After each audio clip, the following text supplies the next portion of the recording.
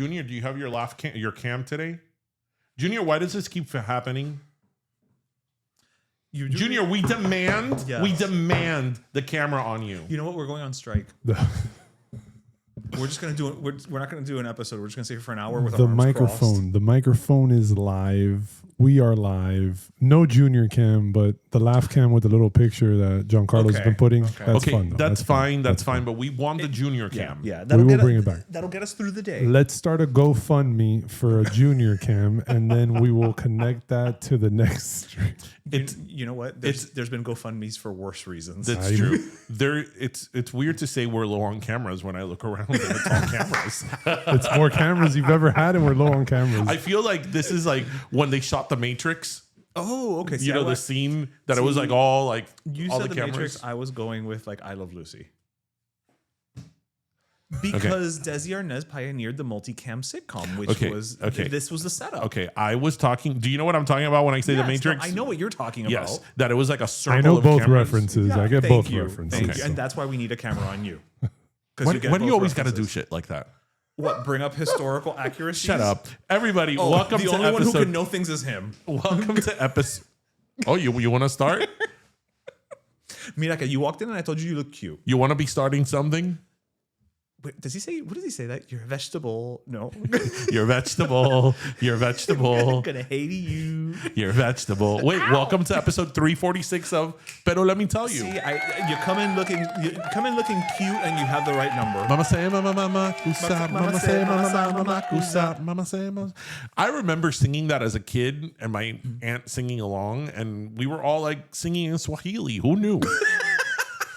But I mean, I feel that was the truth. That's the truth for everyone. We did sing a lot in Swahili in the 80s. Where else did they sing in Swahili? All Night Long by Lionel Richie. Oh, yeah. There's a lot of Swahili in pop music in the 80s.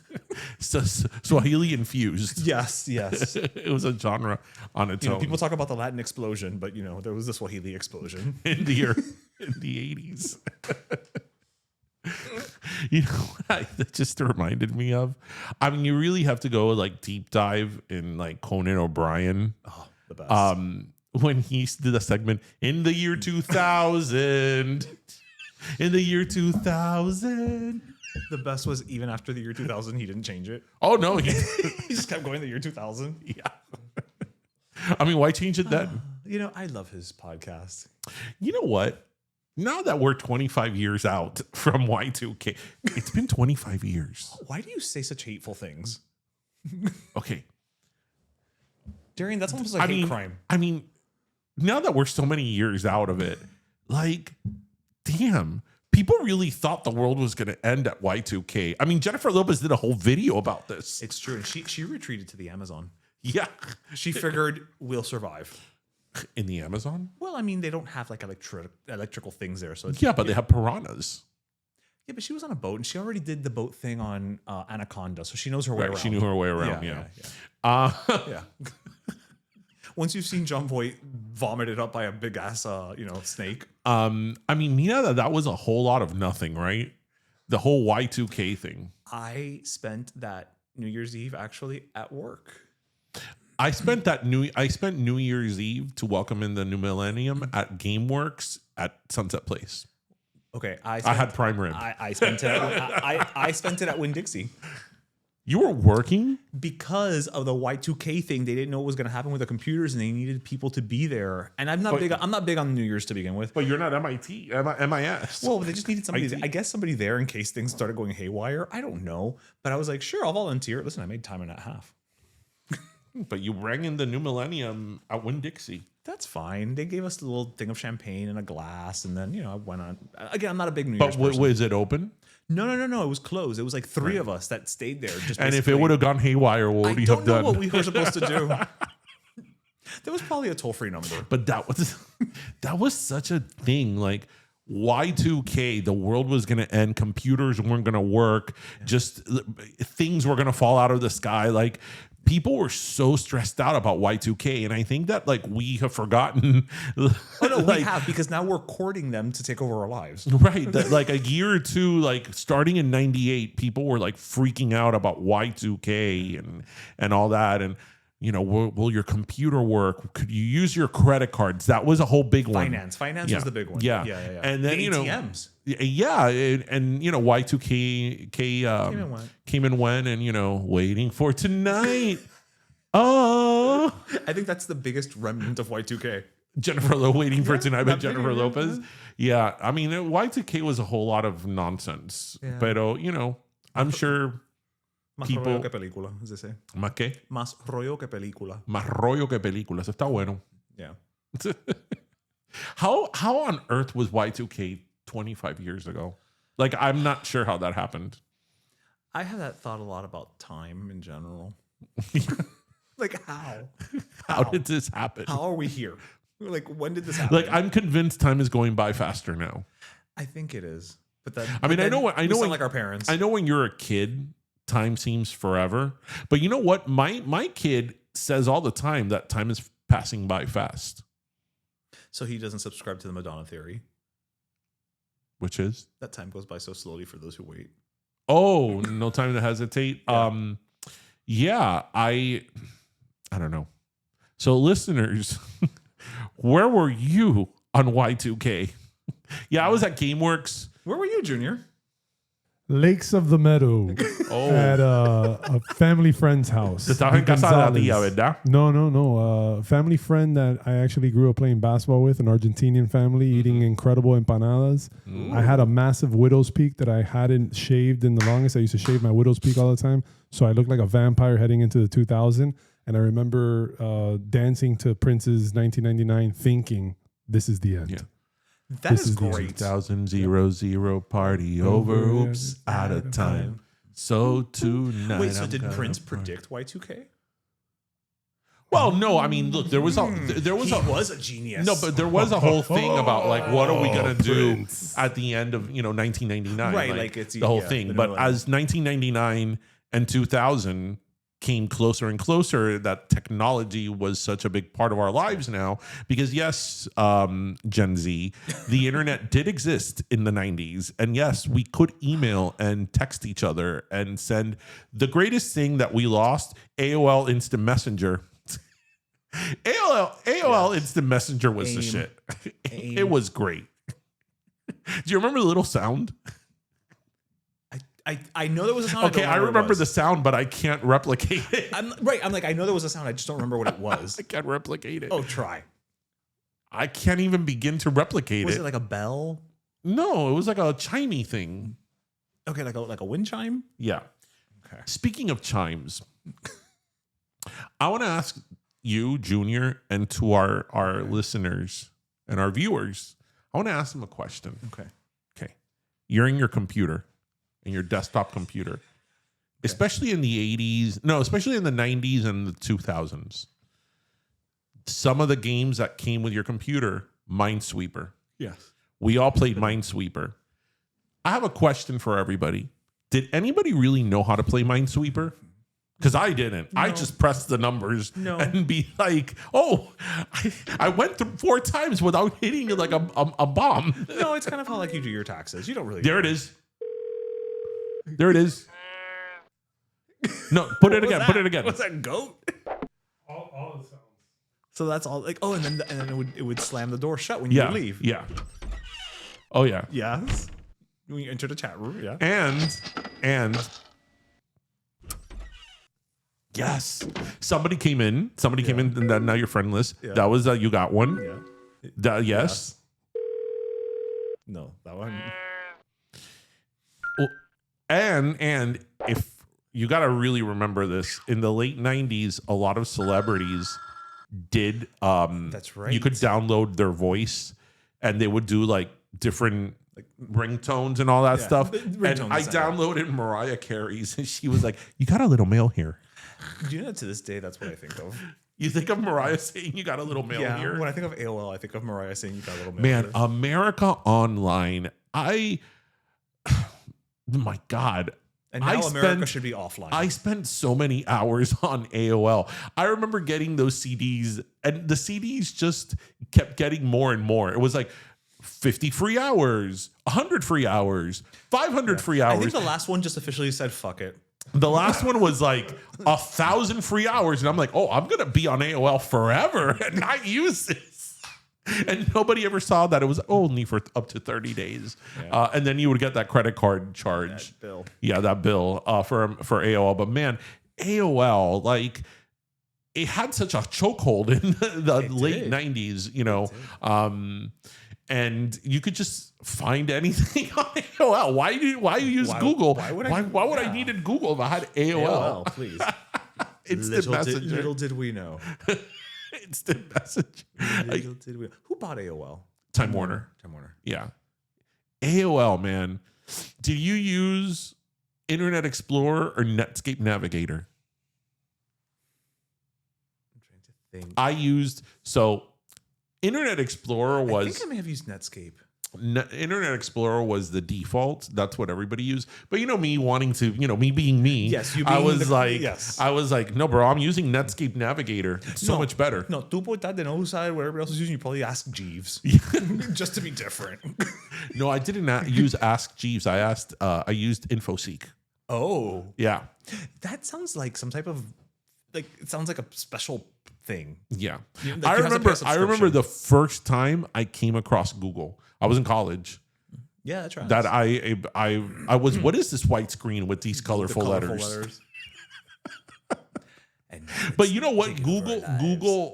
Google's white screen spoke to me because I am the guy until this day that has no icons on my desktop and my computer and no icons on my phone. That is one of the reasons I've never wanted to have an iPhone, because I cannot stand the icons on the desktop. But you can put them on the second thing. Right, but I don't want any. Right, but you're not going to see it. But even when I scroll, I don't want to see them. Oh, okay. I don't want icons. And on my desktop, I've always had Windows. On my desktop, I have to deal with the freaking trash can that you can't get rid of. The recycle bin. The recycle bin. Right. The recycle bin. But I do not have a single icon on my desktop. Oh, no, I put folders. Oh, I get like super OCD about it. I need to be able to find things readily available. But that's why you create folders within your drive. Yeah, I need to find things readily available there. Yeah, but you could have a little folder thumbnail in your bar in the bottom. Yeah, no. Okay. We're not the same people. No, because then I gotta go. No. You gotta what? No. Man, those sounds took me way back. The only thing, Junior, find the logging in. No. Oh, okay. You know what was good AOL? He's doing.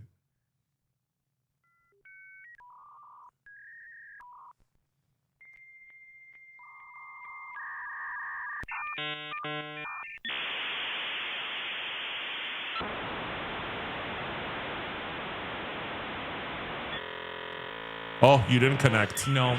You didn't connect. Te entró una llamada. You didn't connect. Welcome. Get off the phone! You got mail. I'm trying to connect. Yeah. Damn it! I'll be like, Mima, no cojas el teléfono. I have to download pirated music. Estoy en Napster. It's still going to take 3 days to get 1 3-minute remix on Napster. Oh, bro, you know what was the greatest AOL hack? When here in Miami, especially, you would hear that you couldn't connect, and then you would go for a Key West number.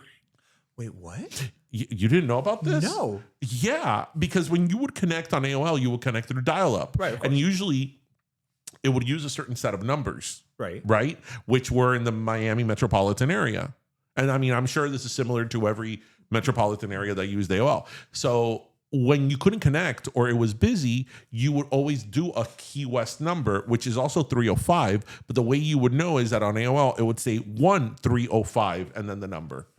Yeah, and then you would connect through the Key West number. Yeah. Little AOL hacks. Look at this. We're learning hacks 25 years after they're useful. And then you would always connect. Let's time travel, and so I could do this. Yeah, I'm not gonna say I miss AOL because we moved on to bigger and better things. But AOL, if you are in your late 30s or 40s or beyond, AOL holds a special place in your internet life. Yes, in your internet heart. Yeah. Because I mean, when AOL really started, we were still, I think, in high school. Yeah. And it was a big deal. I remember the CDs in high school. Yeah, it was a big deal. You used to get so much from magazines, CDs, Perfume, perfume. samples. Yeah. Crema también. They would have crema samples. Recipes. Columbia House catalogs. Yeah. We already talked about that, but yeah. Yeah.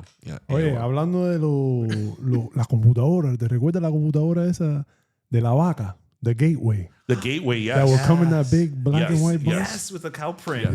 Yes. Listen.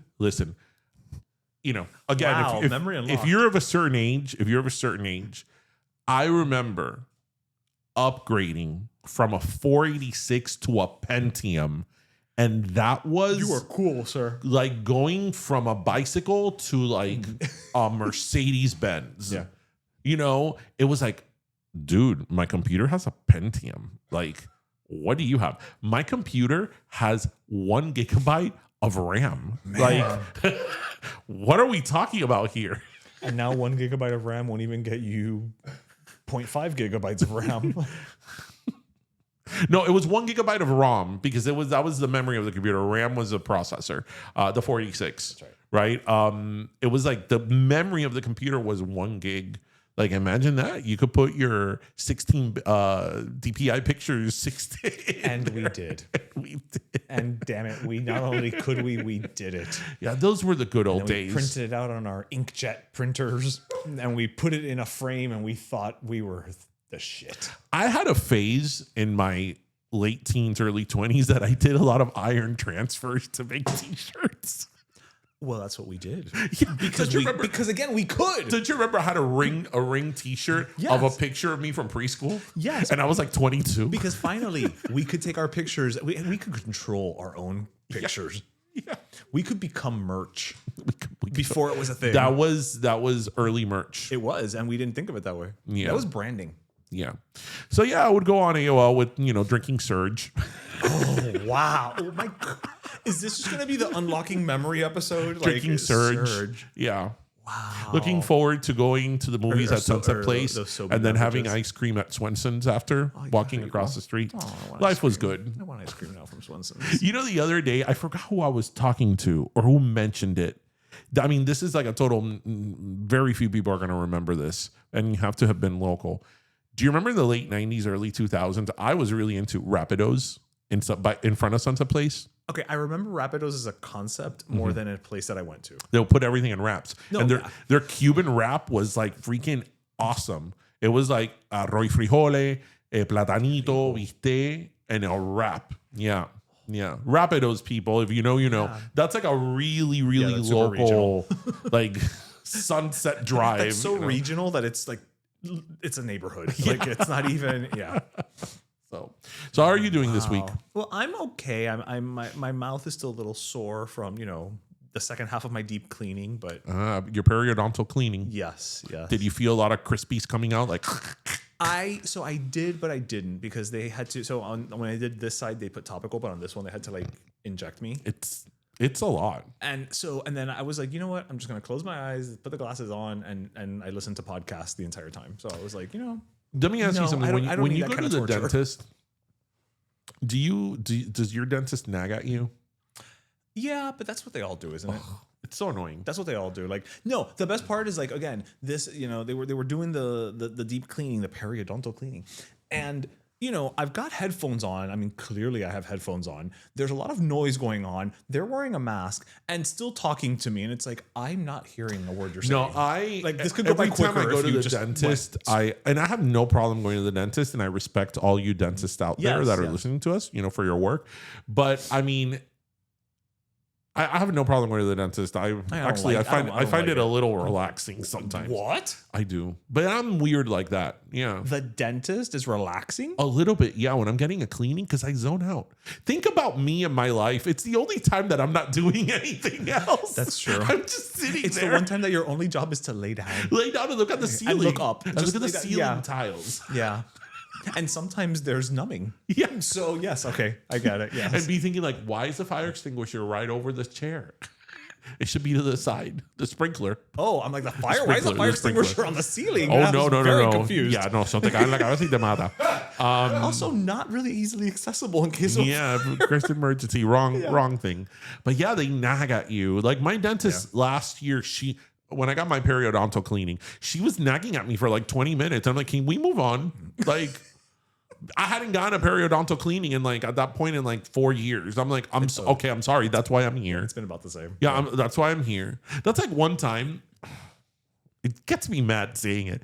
When I had the poodle, I realized that poodles are dogs that require a lot of grooming. I realize that, and when you get a poodle, you're taking on responsibility. Yes. Your poodle has to be groomed. And if you don't groom your poodle, you get knots.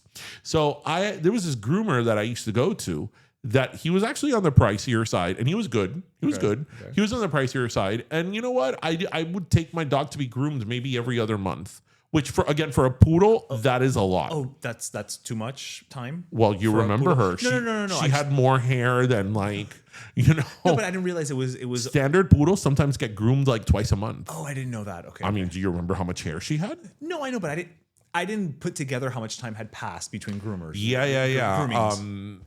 And every time I would take her to be groomed, she had some knots.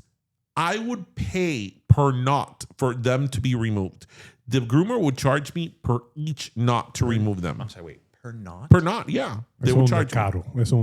Yeah. He would charge me. He would charge me like 12, 15. No, but a lot of them do that, especially for poodles. It's still that caro. Especially for poodles. Especially, I had a standard poodle the size of a pony. You're a groomer. This is your job. Like, calm down. Well, exactly. And then, when I would go pick up the dog, he's like, oh, because your dog was filled with knots. And I'm like, bro, you're charging me for this. So it's not like you give this to me for free. Yeah. It's not like, you have a flat rate and, I go in there with like a dog filled with knots. It's like, you're charging me like over $200 to groom the dog. So it's like, why are you bitching at me? I'm giving you business. Put your tongue in a knot and shut up. It's like, you're not doing this for free, nor should you do it for free, nor am I asking you to do it for free. I am paying a lot of money for this. So please don't lecture me. Yeah. And especially the way that he lectured me. It wasn't like he was like, hey, look, you have your pobrecita, and that could be uncomfortable for her. No, this wasn't the conversation. It was like, oh, because, she has so many knots and I have to take them off. And I'm like, but you're charging me for it. Yeah, exactly.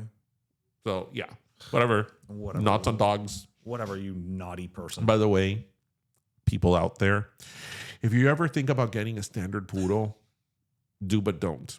Because they are the greatest, most wonderful, beautiful dog you will ever have. They have the sweetest soul, and you will have to say goodbye to them one day. Oh, you have to say goodbye to all dogs. I know, but I've had other dogs. I mean, we're not going to get into this. I've had other dogs, and I've been very sad when they've left us. But the standard poodle was special, and it was even weirder that it was on your birthday. Yeah. So, that's the biggest problem I have with her death. We're going to move on from this conversation. The biggest problem I have with her death is that, you missed my birthday party. Yeah. I didn't see you in your, what is a silver Speedo? That was my disco party. So I missed the disco pool party, because I was, putting my dog down, Yeah. And I'm just going to say priorities. Yeah. Okay. That's all I'm going to say about that. Okay. Tomorrow wouldn't have been any less. Okay. But I was only wearing the Speedo that day. That day, right? I mean, let my dog suffer one more day. You wear the Speedo. I mean, it's really choices and balance. I'm just saying, choices had to be made and you didn't make the right one. Okay. What do you have to say to yourself? So, actually, I wanted to bring up just something, excuse me, that, I feel, because you have seen me in a Speedo, you probably have mental distress. And June is Men's Mental Health Awareness Month. Okay. The segue of that was incredible.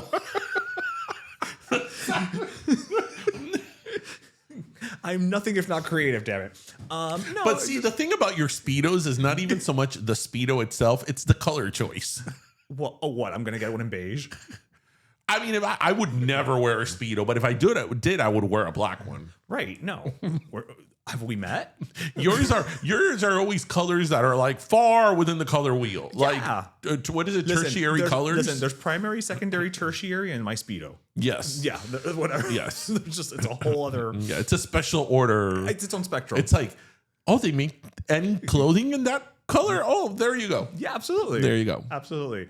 But no, so I wanted to bring it back. I just wanted to make, because, I know a lot of times, people, June is Pride Month. And so yay, Pride Month. But I also just think in general, we should bring awareness to this. And last year we actually had Domino on during Men's Mental Health Awareness Month.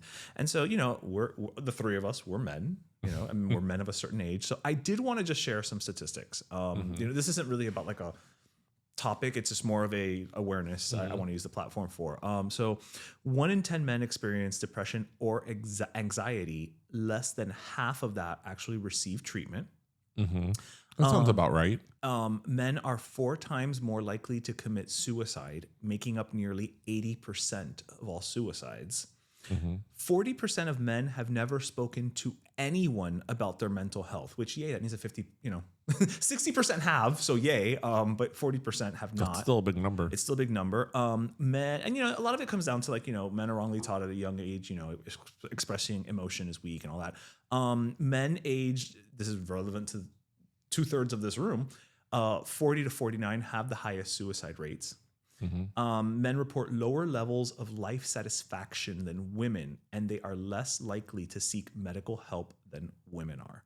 So, do we really have to have this conversation? Well, no, yeah. Listen, look, we always talk about having a platform, and I think it's something very important. I mean, look, you and I are also very fortunate I wouldn't put myself in that category of like depression and anxiety and things, but you and I are also very fortunate in that you and I have each other, and we have family, and friends and people who we're very close, that if we're feeling a certain way, we pick up the phone, or we know eventually we're gonna see you that weekend or whatever. And I just think it's very important, guys. Listen, it doesn't make you weak. I think it is very important. I think it is very important, and this has to do with what Domino or Adrian has said. I do think it's important to check in on people. Yeah. I'll just say that. I think it's important. No, it is important to check in on people. And it's funny. I know we gave him the last soda a couple weeks ago, but since he said that, I've just kind of taken it upon myself to literally just reach out to people. Really believe in it's just how I try to live my life. Have you ever noticed my Instagram bio quote? No. You've never noticed it? No. It's been there for years. Well, because I don't go to your profile. I know who you are. So my Instagram bio post. It's not like I'm searching out. On my Instagram, DJ Borges19 on IG, it says, this is what's in my bio. Okay. It says, and I really do believe this. Okay. It says, always be kind, for everyone you meet is fighting a battle you may know nothing about. Okay. Boy, is that true. Yeah. It's a very accurate statement. So I just wanted to bring that up, again, because I think sometimes even when we're just hanging out here, we all just start talking about stuff. And I feel like I don't want to use the word safe space, but I think it's important to have that. And if you don't have that and you don't feel that, please just go and seek it out. And I know it's easier said than done, but it's just talking. Sometimes literally just saying things out loud and talking things. Well, but it is, but it's very hard. It goes a long way. No. But I'm saying, as you know, I have trouble with that. I know you do, but even still, but you do it with me. I do, and vice versa. I do, but I also think I do it with you. This is becoming a therapy session. Yes, but I also think I do it with you just simply because of the amount of time we spend together in our multiple projects. That's true, by default, right? But I've always been that person, and there's a lot of people that are like that. That I've always been like I have to make sure you're okay, but I don't. Right. Sort of check myself. Well, but that's a very traditional man thing to do as well, which is very like, I'm the provider, I'm the one who has to make sure everything is okay. Right. And you don't take that moment for yourself. Right. I could be stoic sometimes. Oh, well. I feel like there should be some type of like cape blowing in the wind behind you. No, but stoic. I don't even see it from. It's certainly not. It's not stoic. From a sign of weakness. It's just that I have a really hard time verbalizing what you're feeling. Yes. Yeah. No, Yes. but a lot of people do. Yeah. I mean, that's not exclusively a men thing, but again, it's Men's Mental Health Awareness Month, and I just wanted to bring it to the attention of everyone. Because a lot of times things just come by, and you know what? We're guys, and we should. Do we not talk about shave? it. That's November. What's Movember for again? Testicular cancer, right? That's what it is. Testicular or prostate? I think it's prostate. Okay, One of the two. one of the two. It's something down there. Something down there. So, Yes, no shave November. Yes. I mean, it's always November here. Yeah, no. But people in November, it's like, I mean, they're Grizzly Adams, How much did your beard grow in 1 month, dude? Listen, some people out there, I don't know. I think they put steroids on their beard. Man, do you remember when my beard was down to here? I do. I don't, you know what? That is a look that I think back on. And I'm like, I don't know if I would do that again. Really? Down to here? Well, no, because you embraced it. That's why I'm saying you're. Well, I embraced it, but I was also mad at the world during that time. That's what he did instead of therapy. That's what I did instead of, well, I grew out my hair and I didn't shave in almost 2 years, and I didn't cut my hair in About as long. I grew up my hair for like 6 years. I did cut the ends. But listen, I don't care how angry you are. Nobody wants split ends. right, no, but you know what? I didn't cut my hair or my beard for like 2 years and the hair for like 3. Then eventually it got long enough that I was like, shit, I gotta start cutting at least the ends. But yeah, I was just angry. Yeah. That was my manifestation. Yes. We didn't have the podcast at that time. That was right before we had the podcast. That's true, because you did have long hair when we started. Yeah, season 1, your hair was down to here. See, and because you came on the podcast and started talking about things, you cut your hair. That wasn't really the reason why I cut my hair. The reason I cut my hair was hair loss. That's true. Because I had to wear my hair. The rubber bands were out of hand. In a bun every day to the office, and when I would take it off, it would be like, whoa. The groomer's gonna yell at me. And when you do that for years, it's like, whoa. The groomer's gonna yell at me.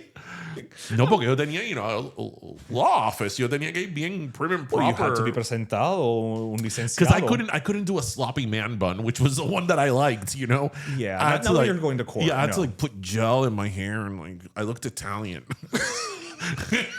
Put gel in my hair and then put it in a ponytail and wrap it around, and This is my lawyer, Nunzio. Do you know how many people thought I was Italian? No, and during that time, I was really into the gym, so I was like much buffer. Oh, you were Guidoing. And I would wear my chain with my cross. All right, Balducci. The only thing left was for me to give them an offer they could, and I was giving offers to clients. For their settlement offers, was giving them an offer they couldn't refuse. Man, I was living the Italian lifestyle. Really I was like tremendo Guido, and I didn't even realize. And you do like a cannoli. Yeah. I looked Italian until I opened up my mouth. Oh yeah. Like no. Hasta ahí llegó el show. Yeah. Hello. Deja el show. Súbete la mini falda hasta la espalda. Súbete, deja el show más alta. That's it. Calle 13, right? That song was so good. That song. Remember that still song, good. Junior? Trete, date del closet, escápate, quítate el esmalte, deja de taparte, que nadie va a retratarte, levántate, ponte hyper, préndete, sácale chispa al starter, préndete como si fuera un lighter, sacúdese. Man, I haven't thought about the song in like 15 songs. Que tú eres callejera, Street Fighter, hello, deja el show. Calle 13, come on. Yo sé que no. Yo sé que a ti te gusta Green Day. Yo sé que a ti no te gusta Coldplay. Esto es en directo sin parar, one way. Shit. You just pulled that out of the recesses of your mind. I have not thought about that song in a good 15 years. Since you downloaded it on Napster. No, I think when that song came out, we were already on LimeWire. Yes, we were. We were. We had moved on. We had moved on. We had evolved. We had evolved from the cat to the citrus. Wow. Coño. And as we know on this show, we love citrus. Who knew? So anyway, June, in addition to being Pride Month and mental health month. If you're going through a mental hell, please seek help. Okay, let me start that line again. Take two. So June, in addition to being Pride Month, Men's Mental Health Month, and the summer. It's also graduation season. This is true. It's graduation season. Graduation is among us. And something that I was thinking about, in the last couple of weeks, I was thinking about the feeling I felt when I graduated high school and sort of the promise and sort of looking forward to the future. What everybody feels or has felt when they graduated high school, especially. And I have to tell you that for me, high school especially, I may have had my issues in high school, which I did. I've been fortunate enough to have several graduations, high school, college, grad school, law school. And to me, high school is still like the most emotional one because I very much understood what that meant. Like, remember that I would say it. I'm like, everybody's here saying they want to graduate. And I'm like, no. Ahora cuando la vida se complica. Right? Which is true. That was his yearbook quote. Yeah. No. My yearbook quote was like, reach for the stars. All that bullshit. But why did you sound like Elvis Crespo in high school? Stupid bullshit. I should have been, God knows I was thinking, I should have been that guy that was like, these quotes are stupid, bro. Why am I doing this? But you were the editor of the yearbook. I was editor-in-chief of the yearbook. But anyway, back to what I was saying. So, I think about when I was in high school, a senior about to graduate and, all the promise and just the optimism and all the things you were looking forward to. And I think about the world now and how we're bombarded with news all day and with social media and the pressures of social media and, keeping up with the Joneses and just everything going around and just the negativity that exists today. Right. And specifically to young people that are graduating high school, going into college, going into the workforce, or even graduating college and working for the first time, you hear of these grim prospects of, and you have for many years now. This is not like this new, year. That wages are low, like jobs are scarce. Finding a job right out of college is not what it used to. You hear these reports over and over again. And just again, the negativity of the world that we live in nowadays, I think in part because of social media. And I wonder if kids today, when they graduate, if they graduate with the same sense of like optimism and, my life is beginning and the future is bright and all the things that we felt and so many people before us felt when they were now starting literally a new chapter in their life. I'm just curious as to, how that is nowadays. I think so, only because there's something to be said about youth. Mm-hmm. I think youth is just inherently optimistic, comparatively speaking, because you haven't been, for the most part, beaten down by the world yet. Mm-hmm. So I think that there's still a level of optimism. I think there's still a level of optimism with that phase of your life, right? So I want to say yes, and I'm gonna also say yes because I was actually looking at Pedro Pascal's Instagram, not because he was sleeveless and con, but because he recently posted. It was actually several clips of videos of kids graduating, and most of them you could tell were like brown kids, right, Latino kids, and what they were doing is they were like taking off their hat and their robe and everything and putting it on their parents and giving it to them because and saying that these were parents who didn't get to graduate, who sacrificed everything. There was one girl, and I can't remember exactly what it was, but she unfurled like a poster, and it said something like mis padres llegaron con nada para que yo tuviera algo, or something like that. Todo. Thank you. Me dieron todo. Okay. Llegaron con nada y me dieron todo. Thank you. And so I think that when you have kids that are doing that, I think that there is still a generation that has hope for the future. But don't you also think that, and that's a really good point, but don't you also think that that's a little bit different when it's the immigrant experience, because something that we've always talked about is, which is a very, very true thing, is sort of the first generation guilt, insofar as like, you know, your parents come from their native country in large part to give their kids a better opportunity, a better life. That's certainly what my parents did, you know, your parent, you know, my everybody's parents. And as a first generation, although I'm generation 0.5, I call myself half generation because I was born in Cuba, but I came when I was a year old. I'm like generation 0.5. But, you know, you do feel a certain sense of responsibility of like, I have to do these things and I have to make it big, whatever that means, because you get to make something of yourself. Make something of yourself, because then what was my parents' sacrifice for? And that is a certain amount of pressure. That is very true. And that is a certain amount of pressure that is put on first generations that is very unique to that experience. And it's generally the immigrant experience, because I remember that, you know, in my particular case, you know, my dad has always been a scholar. And, you know, my dad's dream was to study, like get a PhD in international relations and be a diplomat. Like that was my dad's dream. And my dad couldn't, because when the revolution in Cuba happened, he was right about to start college and he wasn't allowed to go to college because his family were counter-revolutionists.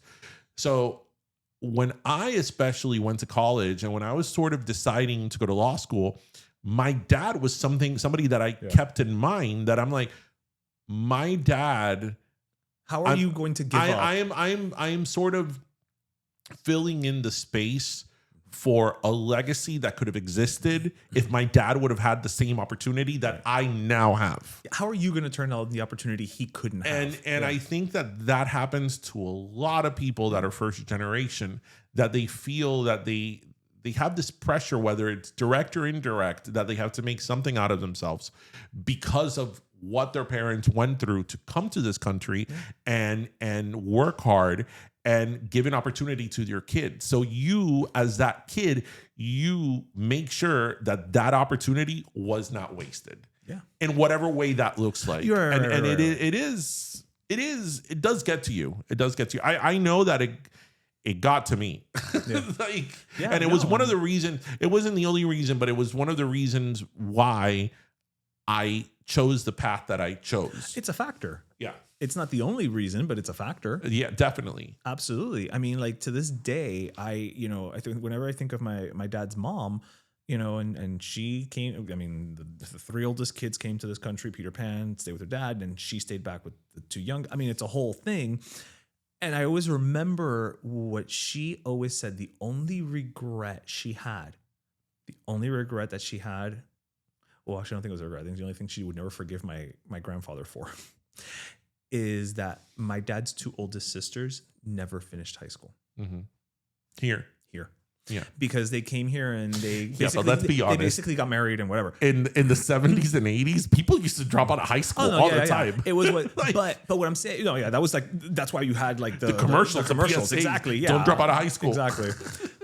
But it always stayed in my head of like, hearing her say that to me was like, okay, well, that means education is, it's non-negotiable. Mm-hmm. You know what I mean? Like you have to go and keep getting that education. And yeah, my parents instilled it in me as well. But those are the little things that you hear growing up that shapes who you are and the decisions you make in terms of like, continuing education and things like that. Because again, if the regret that she has or the is that they didn't finish, well then I can't make her disappointed. You know what I mean? Like I think there's also something to be said about like when you are a first generation and you see your parents having 2-3 jobs and your parents doing everything they can to put not only food on the table, but to have some sort of lifestyle,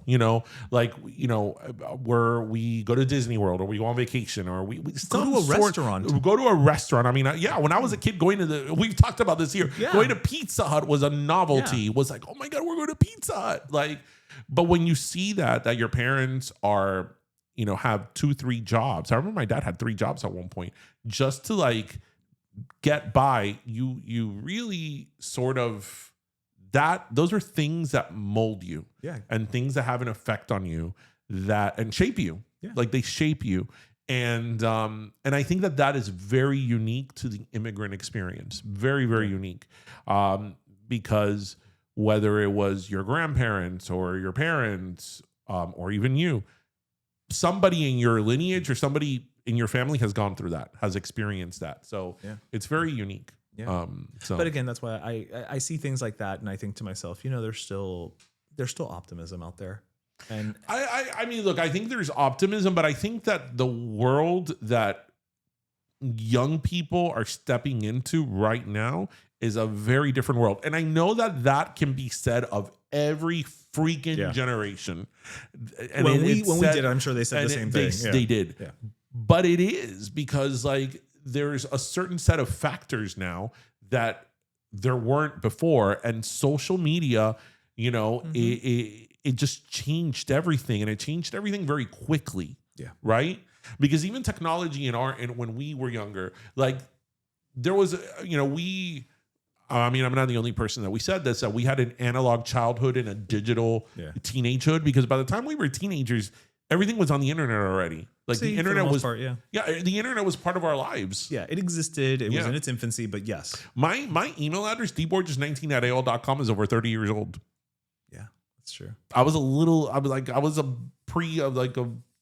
tween, but I have it. But most of my life has been already with the technology in our generation. Yeah, by the time we get to be like 90, but of our lives. But these kids now are I mean, with social media, it's this negativity that you really have to be very, very sure of yourself and very, very guarded to not be affected by it.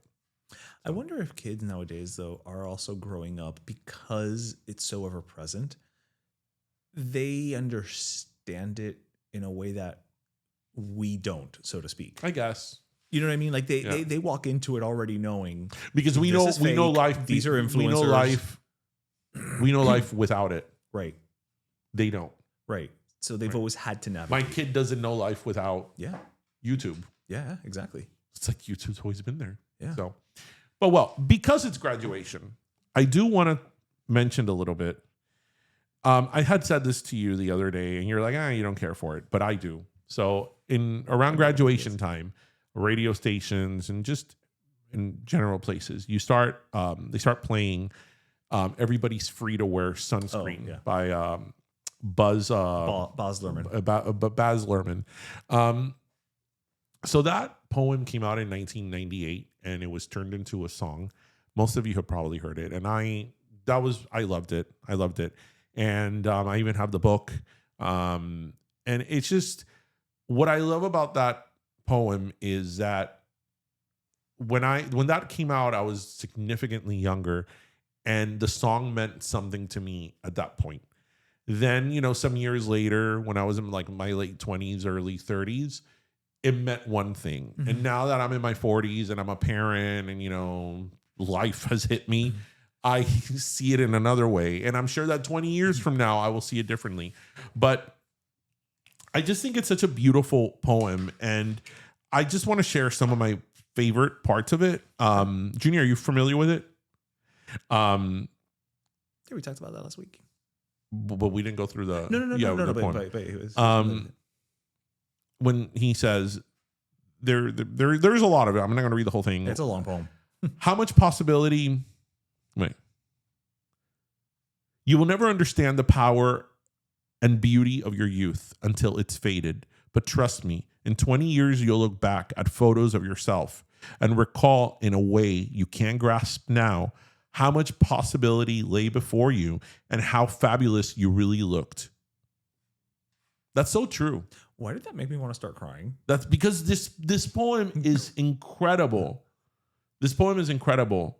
Don't worry about the future, or worry, but know that worrying is as effective as trying to solve an algebra equation by chewing bubblegum. The real troubles in your life are apt to things that never crossed your worried mind, the kind that blindsides you at 4 p.m. on some idle Tuesday.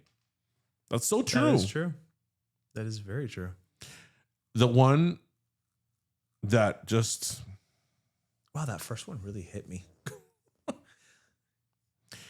Get to know your parents because you never know when they'll be gone for good. That one,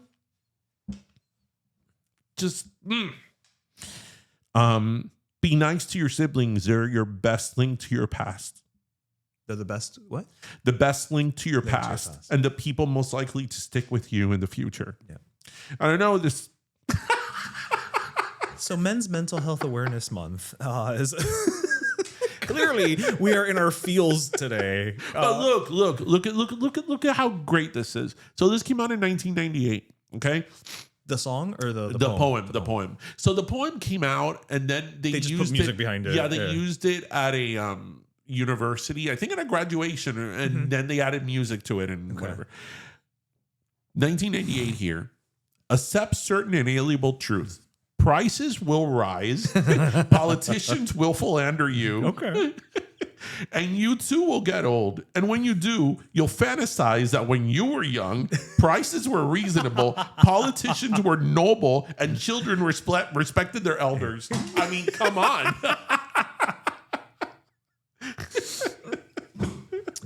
No truer words ever So, spoken. I mean, I can't recommend this enough. Everybody's free to wear sunscreen. I've always loved that poem. As you can see with my reaction. It's, I don't know. I just think it really, in a very sort I of, may have to revisit it. you know why? Because you probably just heard the song Yes. and never read it. Correct. You have to read it.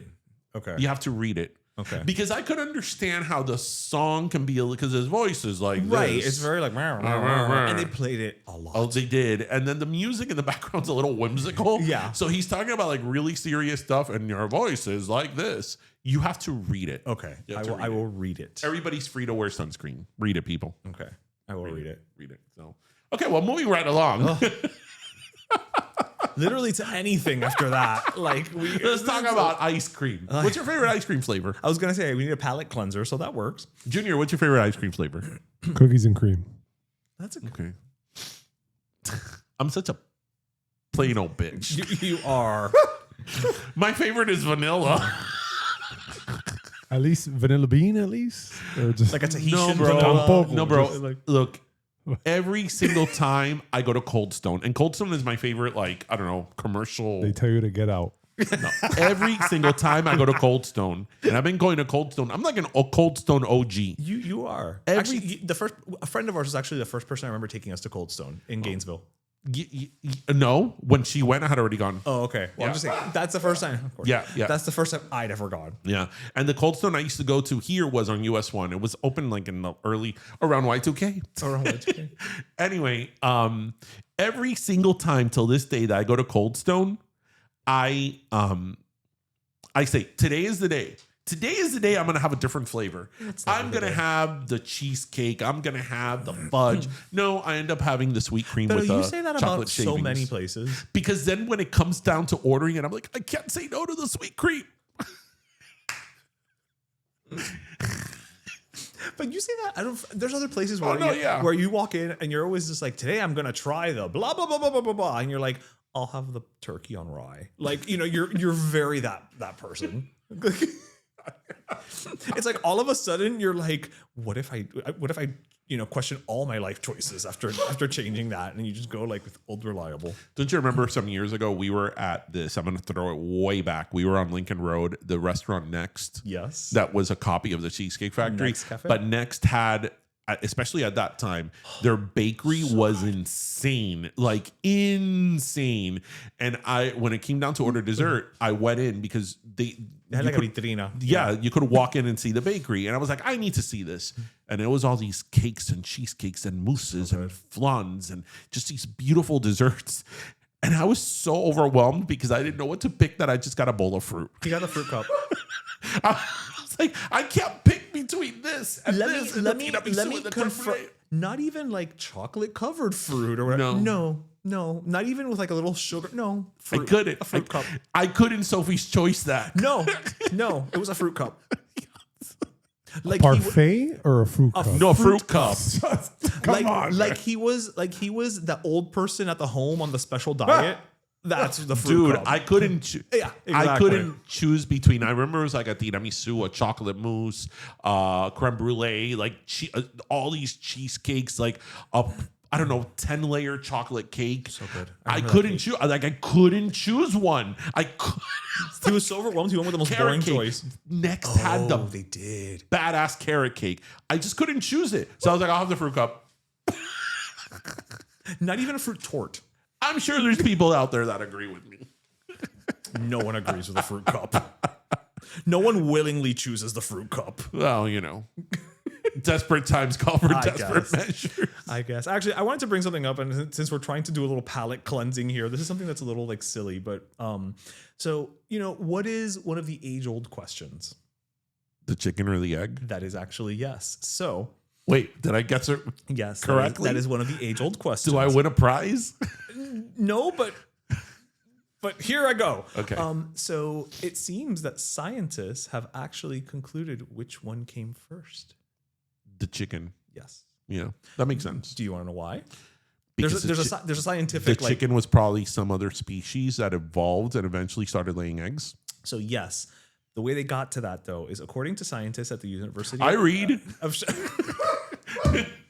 I actually read things. I don't do research from influencers. He on, reads on reads things. Facebook. He reads things while he's having his fruit cup. I reach peer-reviewed things. Go ahead. So university scientists at the University of Sheffield say that it's the chicken because it comes down to biochemistry. Apparently, eggshells are made using a specific protein called ovoclidin 17, OC17, and this protein is only produced in the ovaries of hens. So in other words, without a chicken, there's no biological mechanism to form an eggshell. So what they're saying is like obviously evolutionary mutations is eventually what got us to to the chicken, but the chicken came first and then the egg because the egg cannot exist without the chicken. I always thought that. When they say it out loud, I mean, it's not like I ever thought there was like some some egg No, that just showed up. I in the always middle of nowhere, thought that. I don't know why that same chicken crossed the road, but I know that it came before the egg. Well, it was just trying to get away from child responsibilities. It was like, I do not want to raise this child. I wonder what the origin of that saying is. Why did the chicken cross the road? Yeah. That's a good one. Where did that What's the start? origin of that and knock knock? Well, knock knock is easy. I mean, not because knock knock, who's there, blah blah blah. Like, okay, fine. But the chicken, I don't get. Knock knock is not that easy because you have to constantly be evolving, and for some reason, I can't think of a single knock knock joke now. Knock knock. Who's there? Boo. Boo hoo. Why are you crying? Oh, que boo hoo. Hey, at least I remembered one. You know what I haven't done in a long time? And I see Junior on his phone. He's gonna knock knock joke us. You know what now, I have left, not right, and done center. in a long time? I have not watched at least a new movie Okay. that I've said, coño, que paquete. Well, that's because all movies now are paquetes. No, bro. But I mean, okay, listen, but okay, espérate. But there is you that are Mr. Fast and Furious, you've not said that. Oh no. I used to say to you jokingly. That's why I'm saying it. I used to say to you, they're eventually gonna end up in space. Until they did. They did. And I was like, oh shit, I said that joking around. There's still one more coming out, right? Yeah, there is. Okay. Why stop now? I think the next one should be in the Mariana Trench. I mean, no, the next they one- went to space. Why don't they go? The next one, they should time travel. Okay, that's true. Yeah. They go back in time to save Paul Walker. No, well, I mean his character, not him. Like the character. Dom will go back. I just can't remember the name I of the could just character. imagine Dom like, driving through a crowd in 18th century France to knock they down the went far guillotine, back. to knock down the guillotine and save Marie Antoinette. That's a great. Mon Dieu. You're welcome. That's a good one. That's a good one. I mean, listen, the Fast and the Furious now is just like let's not ask any questions. No. It is what it is. No. We just you're literally along for the ride. I mean, it's science fiction at this point. Oh, 100%. Do they still have Mystery Science Theater 3000? I think they have them, but okay, now everybody's Mystery Science Theater at home with Netflix. I mean, the Fast and Furious, no, but like I'm talking about the paquetes, like when you would see James Bond movies, because even James Bond movies now, especially the Daniel Craig era, was so stylized and grounded and gritty that it wasn't so much about a paquete, even though there were paquetes, but it wasn't like, oh, you know, he's falling from a 100-story building and then there, you know, he falls on a helicopter and then, you know, he flies a helicopter away and, you know, and then he jumps into a ocean liner in the middle of the ocean while he has his tux on. Right. Yeah. Yeah. And that's when you would say, que paquete. But you and then there was, you know, the special paquetes of Arnold. Special paquetes. Special paquetes of Arnold and Sylvester. Super paquete. Yeah. Arnold and Sylvester had, you know, special packages. It was like FedEx and UPS. Yes. Yeah. But you know, I miss that. The paquete. I miss the paquete. Of course. Let's bring the paquete back. Of course. Let's bring back the paquete. When I think of, you know, like everything going on with IP now, I get and that's why I get mad, but I get a little mad at you. At me? What do I have to do with everything? No, because you were one of these early people like, oh, you know, comic book movies, you know, they're great. And it's like, yeah, they were great at the beginning, and now they just overtook everything. Wait, I'm completely at fault for this? It's not supposed to make any sense. Am I wielding my power incorrectly again? I mean, I don't know. Now they're making a prequel to Harry Potter. Well, no, they're remaking it as a series. Do we really need that? We do not. Especially, I mean, the movies aren't that old. The movies were very well made. How old are those movies, actually? Well, the first one already was 20 years ago. Jiminy Christmas. Right, but the movies were very well made. Right. Right? But that's not the point. My friend. When the money keeps rolling in, you don't keep books. Whatever. That's the thing. The thing is the thing. The thing is that. The thing is that. And that is the thing. Oh, God. That should be a shirt. That is the thing. No, it should just be like, that is the thing, ... in the back. And the thing is that. Yeah. Not everybody will get it, but those who do. But I don't need everybody to get it. Yeah. Now, before we go on to our last sodas, let's sing along. As we go on, oh, Colleen, we remember all the times we spent together and how our lives change for whatever. We will still be friends forever. And then the version that they would play on the radio stations where you would have the people. Susie, you're so stupid. I can't believe, no. You got a problem with I'm going to miss you. I'll see you at FIU. FIU, no, Dane. Well, you know. And you always had that pesado. It's like, I'm going to UF. Hey, listen, I'm going to Gainesville. Free ride's a free ride. That's not why they were saying it. No, I'm just saying a free ride's a free ride. Take it. Oh. Anyway, well, let's do last soda. It's last soda time. All right. Well, actually, we talked about my last soda a little earlier, so I'm just gonna reiterate. If you're looking for something to make you get in the feels, I'm sure you can find them across the board. But Pascal is Punk. Pascal's Instagram has like a bunch of those videos of the kids, you know, putting the cap and gowns. And I actually started crying after after it hit the one where the girl was giving it to her mother, who I was like, she's so young. I'm like, oh, because she had her in high school, so she didn't graduate high school because she had her. It was downhill from there for me, like just in terms of La secundaria. Yeah. It was just a lot of just like they gave everything for their children, like So yeah. Okay, well there we go. Yeah. You gave your last soda earlier on the show. Yes. So I'm giving my last soda to friend of the podcast, local boy does good, Tom Llamas, who started this week as anchor of the NBC Nightly News, and he is the first Latino. Yes, to anchor the NBC. Every time I hear one of those first that, I'm like, really? No, not just NBC. The first, like a primetime news anchor, first Latino. Right? Yeah. And what I like about Tom is, you know, we've had him here on the show, and he was amazing. He was great. But what I love about Tom is that I watch NBC. It's where generally I got most of my news from. Is that he always, sort of like Boris on CNN, he always reps Miami, and he's always talking about Miami and that he came from Miami and that he's Cuban and all that. Every chance that he gets. So did you see his when they were talking to him I think it was on the Today Show I did. this morning, and he called out, Jose Yes. Diaz-Balart, Yeah. Jackie Sprawl, Nesprell. yeah. He even called out Belen. Yeah. Again, he's a Miami boy. So, he has a pretty prestigious position, anchor of the 6:30 news on NBC, and he is from Miami. He's one of us. He went to Arbetters. He went to Hot Wheels, probably. So it's always just really great to see somebody that grew up in the same place you did, that comes from a similar background, reach to that level. Because look, made good.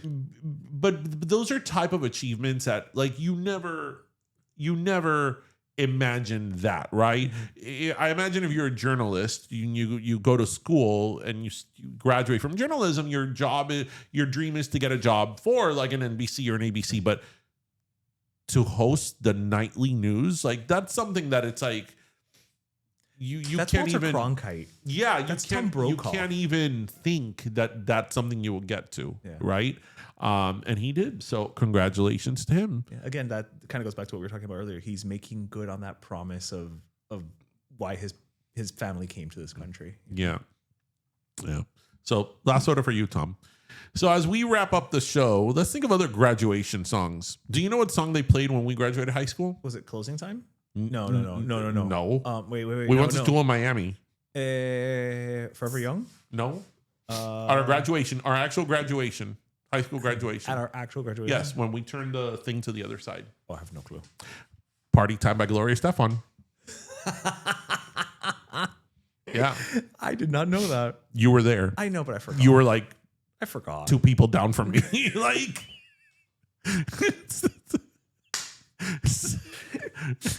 this is also true. Did you go to your graduation? I was there. Yes. I mean, I have pictures with you. I was going to say yes. That was before AI. So yes, I was there. Yes. I did not remember that. Yeah, our graduation was big. Our graduating class had like 900 people. Yeah, Jose's niece just graduated from Southwest as well, and it was at the Quesaya Center, and I think it was like 600 something people. How did this shrink? Inflation? I don't know. Like, no. Our school is big. For better or for worse, it was big. It was like 900 people in our graduating class. So, there's the people that you want to see, and there's the people you never want to see again. And those are the people you actually run into. All the freaking time. All the time. It's never the people who you're like, I wonder if that ever happened to Fulano. No. It's always, ugh. Vomito. Fucking, You're always running into vomit. Gargles of vinegar.